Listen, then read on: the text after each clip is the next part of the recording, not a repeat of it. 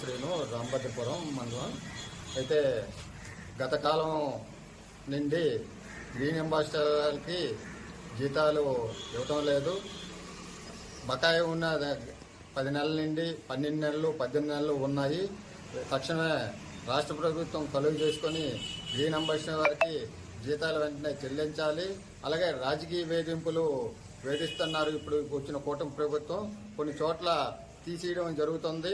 అయితే ఆ పద్ధతి సరైనది కాదు. వాళ్ళతో పని చేసుకోవాలి. గ్రీన్ అంబాసిడర్ వాళ్ళు చాలా చిన్న ఉద్యోగస్తులు. పిచ్చిక మీద బ్రహ్మాస్త్రం వేయడం ఇది కరెక్ట్ కాదు.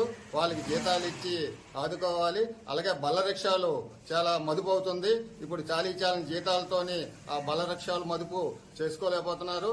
అలాగే పనిముట్లు గ్లౌజులు ఇవ్వాలి, అలాగే శానిటేషన్ ఇవ్వాలి, అలాగే యూనిఫామ్ ఇవ్వాలి అని కోరుతున్నాం. అలాగే ఎంపీడీ ఆఫీస్ దగ్గర కూడా వినతి పత్రం ఇవ్వడం జరిగింది.